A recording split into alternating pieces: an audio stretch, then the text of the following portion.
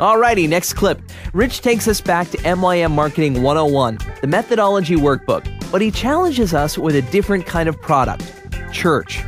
Number 7. Let me ask you this. What do you think, just by way of gut feel or maybe experience that you've had, is the best way to market a church? Is it benefits of ownership? Is it objections to ownership? Or is it vendor selection? Well, while you're thinking about that, let's take a look at this idea of incidence and accelerated discontentment. As you can see here plainly, it says most people are either staunchly committed to their church or decidedly undecided. This is my observation. You got a lot of people that say, hey, I'm in this church, and there's nothing you can say that's going to make me believe. And, hey, if you want to debate me on doctrinal points, let's go at it, man, toe-to-toe. I was a missionary, man. I know what this is like. There's lots of people that are willing to argue. And you know what? Mormons are one of them because we feel very staunchly committed to our religion.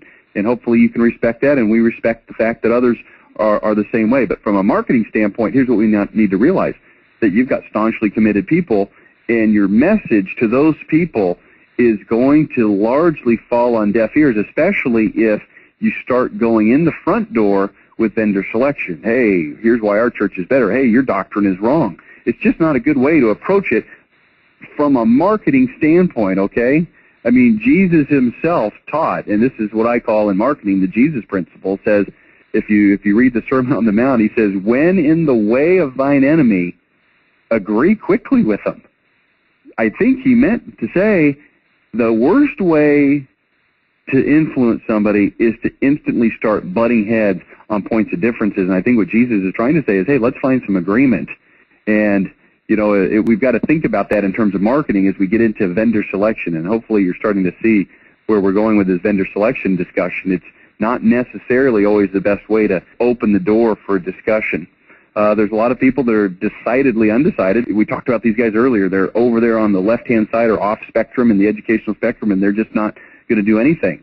They're decidedly undecided. I don't know. I'm not doing anything. I'm not choosing a church, and they've made that decision. Then you've got people in the middle, right? We've already talked about that. Let's look at this. Types of incidents that cause people to reevaluate their belief systems. There's one important one that I left off here. I just realized it, which is moving. Sometimes when people move, they get disconcerted and they start looking around. Maybe it's a convenience issue from a church standpoint, or maybe it's just trying to find something that fits, that feels good. Maybe it's hey, I'm in a town where I don't really know anybody and I would enjoy the fellowship. Whatever the case is, sometimes moving is just difficult emotionally, right? But here's some of the incidences that cause people to really evaluate or reevaluate their belief systems: divorce, marriage, births, deaths, financial hardships, loss of jobs, problems with their children. I think these are things that as human beings we can all relate to. I don't think any of us escapes any of these.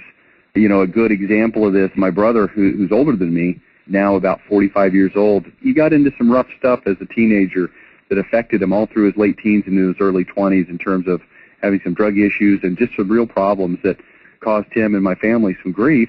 Again, I think that's reasonably common in our society. I don't say that by way of condemnation to him or anything else. It's been several years ago. But an interesting scenario unfolded. After 5 or 6 or 7 years, he kind of got back to a normal level, normal meaning got out of the drugs and all those kinds of things. And he got back to where he was just kind of a normal guy. Wasn't particularly interested in religion or anything like that, but didn't hate it, wasn't opposed to it, didn't think that we, as his family, were weird because we were practicing Mormons, but he wasn't.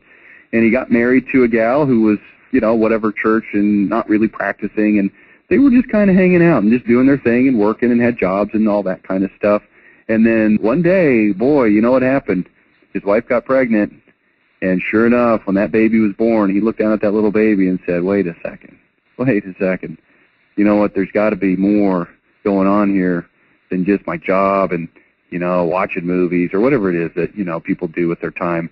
And it was an incident that really shook him, and it shook his wife as well, and they started looking for solutions and all those things we talked about earlier. Remember the benefits of ownership?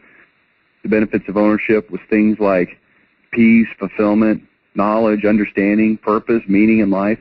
Those things became very, very real to him in a way that they hadn't his entire life. And that was, gosh, I don't know, he must have been roughly about 30, 32 years old, something like that, before he got shook like that. And it made a major difference. So these things are out there, and I tell that story just to illustrate a very common scenario.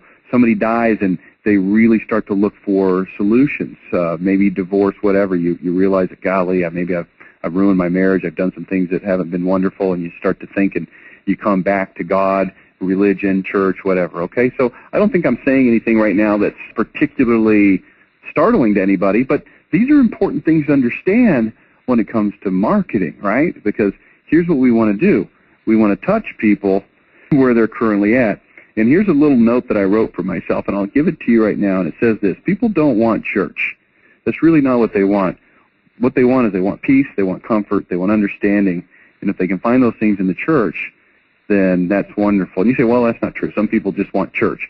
Well, of course, there's benefits to church in terms of fellowship and something to do and a way to contribute and all those things. I don't want to discount that. And again, I'm not here to debate minor points and split semantic hairs. I'm really here to say that what people are looking from in a church is really that peace and that comfort that comes through a belief system that's taught within that church, okay? And that's an important thing to realize as we go into this marketing. So let's take a look quickly at accelerated discontentment.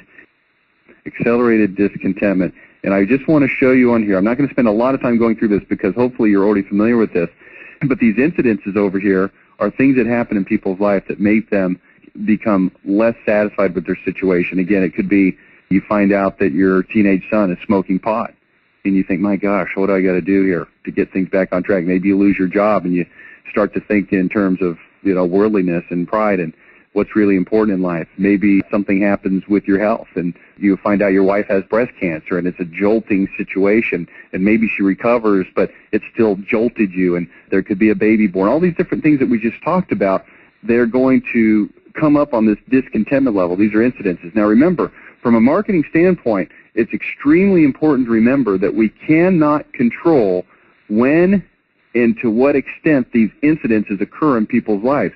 We just can't. What we've got to do is be marketing so that when the incidences do occur and people start to look for solutions, number one, we've been there with them on a consistent basis, and number two, hopefully we're showing them that there is a better way, and they come to us as a natural solution. With Rich stories, especially when he uses his own life for fodder, we learn exactly how everyday life affects marketing. Every day.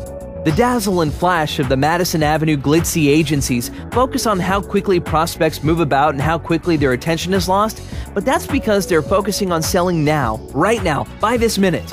Rich helps us cultivate business that will see us into the future.